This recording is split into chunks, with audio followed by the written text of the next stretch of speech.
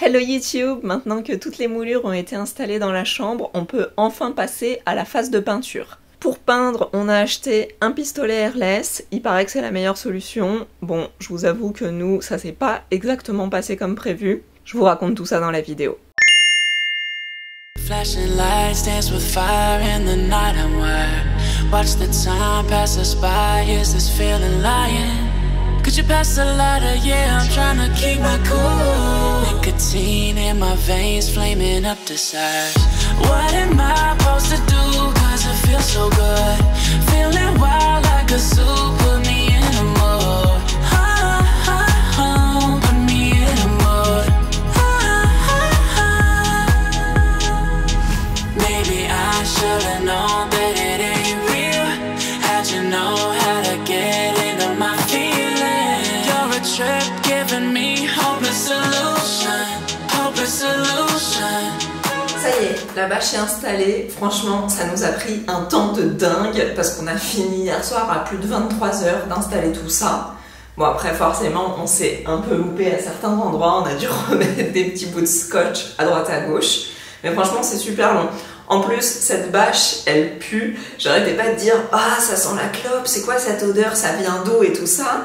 Et en fait, bah, ça venait de la bâche. Donc tout ça, en fait, c'est que le premier masquage, entre guillemets. C'est-à-dire que la bâche, on l'a installée avec un scotch bleu qui tient assez bien sans laisser de marque quand on l'enlève, parce qu'on n'a pas non plus envie d'avoir des traces de scotch et des traces de colle partout sur le tour de notre parquet. Mais ce scotch, il sert uniquement à positionner la bâche, qui va rester en place pendant toute la durée de l'étape de peinture. Il va falloir qu'on vienne installer un deuxième scotch sur tout le contour du scotch bleu qu'on a positionné. Enfin, pas les endroits où on s'est foiré, hein, juste les endroits où c'est vraiment la délimitation où on va peindre. Pourquoi? Parce qu'en gros, le scotch jaune, il va falloir qu'on l'installe et qu'on l'enlève après chaque couche, alors que celui-là, il reste en place tout du long. Donc c'est reparti pour la suite du masquage, et j'espère vraiment que tout ça vaut le coup de peindre à l'airless, parce que c'est franchement pénible à faire.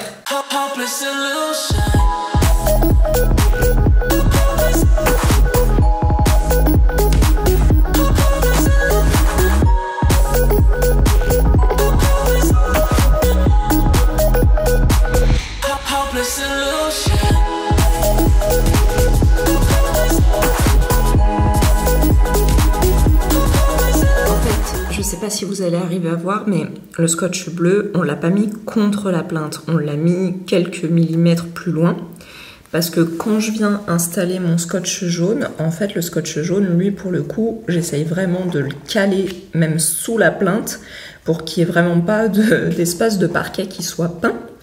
Et l'intérêt, en fait, c'est que quand je le décolle, ça n'a pas endommagé le scotch bleu.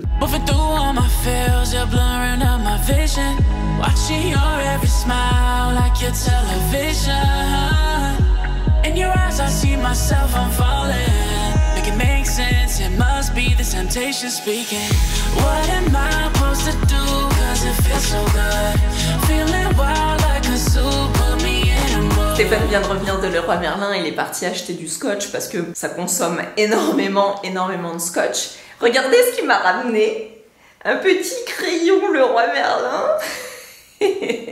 C'est pas trop mignon, sérieux. Maybe I should've known that it ain't real. How'd you know how to get into my feelings? Donc la machine qu'on va utiliser pour peindre, je vous ai déjà montré vite fait lors de mon tour de chantier, c'est celle-là. C'est une Graco A60, apparemment c'était un bon compromis entre des machines très chères, professionnelles, et les machines premier prix, donc ça c'est un petit peu un intermédiaire. Bon, c'est quand même un budget, hein, je crois qu'on l'a payé aux alentours de 800 €, mais quand on aura fini de l'utiliser, on la revendra sur le bon coin. Plus tout ce qu'on a dépensé en bâche et en scotch, c'est sûr que ça revient nettement moins cher de peindre au rouleau. Bon, évidemment, on n'a jamais utilisé ce type de machine. On va déjà l'ouvrir et regarder comment c'est fait à l'intérieur.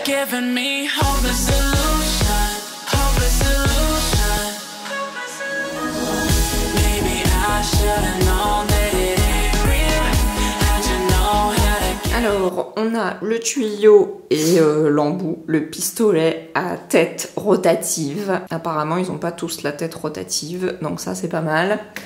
Et il y a aussi, je sais pas quoi, du produit et des petits machins à visser. Je sais pas à quoi ça sert tout ça, mais Stéphane est en train de lire la notice. Et il y a un micro. C'est un micro ce truc pour The Voice du coup. Pour amorcer la pompe, dit le chef. Je sais pas trop ce que ça veut dire, mais on verra. Et puis, l'engin.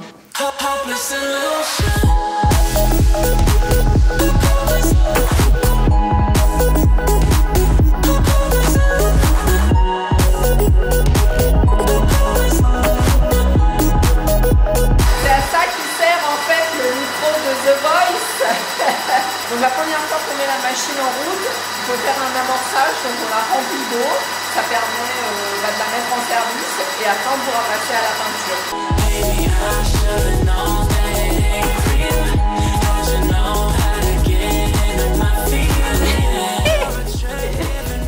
Cosmonaute!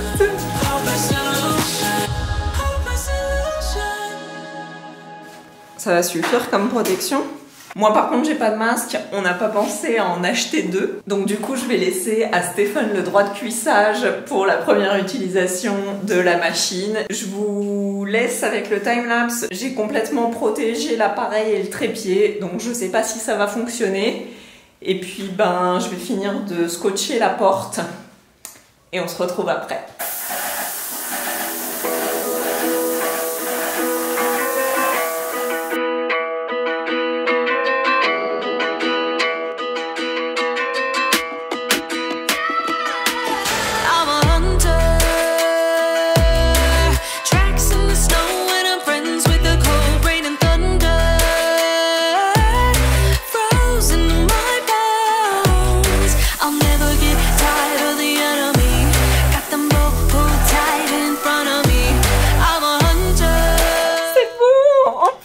Voir. Ah, ça pue.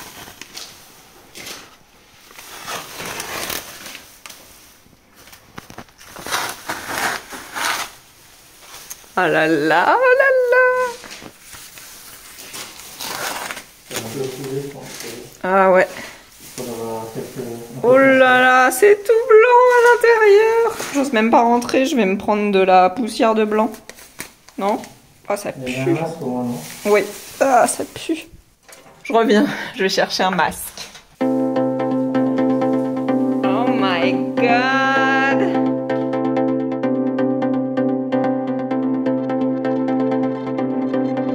C'est marrant parce qu'on avait pris peinture mat.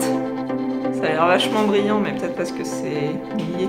La buse qu'on a utilisée, c'est une buse 515. C'est la buse qui est fournie avec la machine. Et par contre, on a acheté en plus une rallonge de 50 cm qui permet en fait, au lieu que la peinture sorte directement du pistolet, d'avoir un pistolet plus long en fait, puisque du coup la peinture, elle va sortir au bout de ce machin. Pour une première utilisation, Stéphane n'a pas trouvé ça super facile, dans le sens où il faut penser à plein de choses en même temps, il faut faire attention à ce que le tuyau se déroule pas trop pour pas venir griffer la peinture, il faut penser à avoir la bonne inclinaison du jet, il faut penser à avoir la bonne distance par rapport au mur et au plafond, à pas rester trop longtemps sur la même zone, enfin voilà, il y a beaucoup de choses à penser en même temps, donc c'est pas si facile que ça. En termes de rapidité, alors oui, le temps passé véritablement à appliquer la peinture, c'est beaucoup plus rapide à l'airless que le temps qu'on aurait passé à faire l'application au rouleau, mais maintenant il faut aussi prendre en compte le temps de bâcher, et ça c'est ultra long. Alors évidemment, dans une pièce où on aurait eu que le sol à bâcher, ça aurait été plus rapide, mais là dans le cas où on a des meubles intégrés et tout ça, ça prend un peu plus de temps. Et puis le nettoyage de la machine et des outils est long aussi. Et franchement, ça a duré hyper longtemps, le temps que l'eau redevienne claire. Je me suis baladée avec des seaux et des seaux entre la chambre et la salle de bain. J'ai vraiment eu l'impression d'être dans Fantasia. Et puis il y a aussi un autre truc qui est un peu chiant. On est vraiment dégoûté. Stéphane, il était en dépression hier soir. Ça s'est pas hyper bien passé en fait. On a eu des coulures.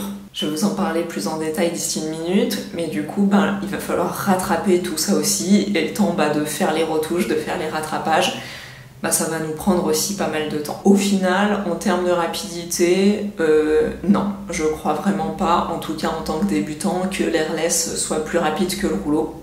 Après, c'est pareil, je vais vous montrer ça aussi. Le rouleau, on n'aurait jamais pu avoir le rendu qu'on a à l'airless. Pour la peinture, c'est vraiment pas facile de savoir quoi choisir quand on n'y connaît rien. Donc on s'est renseigné chez plusieurs fabricants, chez plusieurs revendeurs et finalement on a choisi ça. Donc ça c'est la sous-couche et probablement qu'on prendra la même gamme pour la peinture du plafond et des murs. Alors pourquoi on a pris ça? Déjà parce qu'on voulait pas reprendre la même sous-couche pourrave qu'on avait acheté pour faire notre impression sous les enduits. On voulait une gamme pro, on voulait une peinture de bonne qualité et en fait celle-ci c'est une peinture alkyd. Et en gros ce qu'on nous a expliqué c'est que c'est un bon compromis entre la peinture acrylique à l'eau et la peinture solvantée, la glycéro. Et puis les points qui étaient les plus importants pour nous, c'était déjà qu'en termes de prix, c'était relativement intéressant puisque le pot de 15 litres, on l'a payé 99 €. Par comparaison, chez Tollens, leur sous-couche, elle coûtait aux alentours de 120 €. Et après les autres marques comme Guittet, etc., bah ça pouvait même monter un peu plus, voire jusqu'à 150 €. Donc on trouvait qu'en termes de tarifs, on était plutôt pas mal pour un truc professionnel, on va dire. Et la deuxième chose qui était vraiment importante pour nous, c'était le rendu, le tendu de la peinture. En fait, on s'est pris beaucoup la tête sur nos enduits parce qu'on voulait un fini vraiment très lisse. Et c'est aussi pour ça qu'on a choisi de peindre à l'airless, parce que au rouleau, on n'a jamais un rendu qui est complètement lisse. En général, bah on voit quand même, je sais pas comment dire, les marques de poils des rouleaux. Et on a une peinture qui est légèrement granuleuse quand on s'approche. Et nous, on voulait vraiment pas ce rendu. Nous, on voulait vraiment conserver le rendu des enduits, avoir un mur qui soit ultra lisse. Et cette sous-couche-là et cette gamme de peinture-là, elle a un rendu semi-tendu, ce qui fait que justement, elle permet d'avoir sur le mur ce rendu vraiment très lisse. Je sais pas si vous allez bien vous rendre compte, et puis filmer du blanc c'est toujours un petit peu difficile, mais le rendu de la peinture, c'est juste un truc de ouf. C'est-à-dire que je mets ma main et c'est super lisse. Il n'y a pas du tout de grain. Il n'y a pas du tout d'aspérité, c'est vraiment complètement lisse. Le plafond c'est pareil, c'est-à-dire que le rendu du plafond c'est juste un truc de ouf. On avait peur qu'on voit nos petites démarcations de retouches d'enduit et tout ça, mais en fait on voit rien du tout. Le plafond il est impressionnant de beau. Donc ça c'est vraiment le point super positif du truc, c'est que franchement les murs ils sont magnifiques.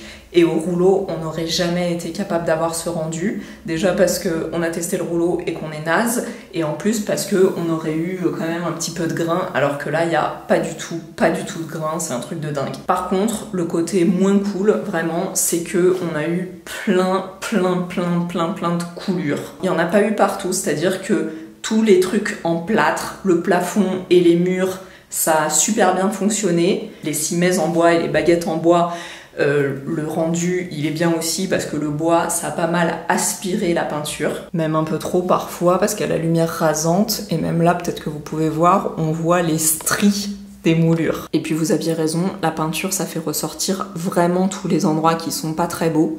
Donc tous les endroits où il y avait des petites griffures sur le mur, et ben du coup on les voit un peu plus. Et puis tous les endroits où nos jointures de cadre ont pas été top, genre ici, et ben du coup ça les fait ressortir beaucoup plus. Donc ça, on va essayer de rattraper tout ça. Mais donc pour en revenir aux coulures, en fait tous les endroits des moulures Aurac, tous les endroits des moulures en polyuréthane, ça a vachement coulé. En fait c'est comme si la peinture avait pas accroché dessus. Alors c'est sûr, c'est un support vachement lisse. Donc je sais pas si c'est à cause de ça ou si c'est le fait que normalement elles sont prêtes à peindre, mais normalement on devrait pouvoir quand même les sous-coucher. Ou alors si c'est le fait, ben je sais pas, qu'on a mis trop de peinture ou que j'en sais rien. Mais en tout cas, bah, ça a vraiment merdouillé. Et du coup, tout autour des corniches, on a des coulures sur les murs. Les corniches, on a des coulures dessus. La rosace au milieu, il y a eu aussi plein de coulures. Et donc ça, bah, ça va nous prendre des jours et jours à rattraper. Donc on a attendu que ça sèche pour essayer de retirer les coulures, pour pouvoir les poncer et tout ça. Je sais pas si c'était la bonne idée, parce que ça a tout arraché et le rendu, il est vraiment dégueulasse. C'est la merde. Vous voyez, toutes toutes les coulures là. Bah voilà, ça fait ça partout sur l'ensemble de la corniche. Et en plus, comme la Mirka c'est une ponceuse orbitale, et bah du coup on galère à venir poncer le long de la corniche ici parce que c'est tout droit. Donc je pense que je vais aller acheter une ponceuse à bande à Leroy Merlin pour pouvoir faire tout le bord de la corniche ici. La rosace elle a pris trop cher aussi. Alors vous allez peut-être pas vous rendre compte parce que il y a beaucoup de motifs et bon, Stéphane il a quand même déjà un peu retravaillé dessus. Il y a plein d'endroits, comme ici, là, où ça fait des gouttes. Et du coup, vu d'en bas, ça fait comme s'il y avait des stalactites qui pendouillaient de la rosace. On est vraiment dégoûtés, quoi.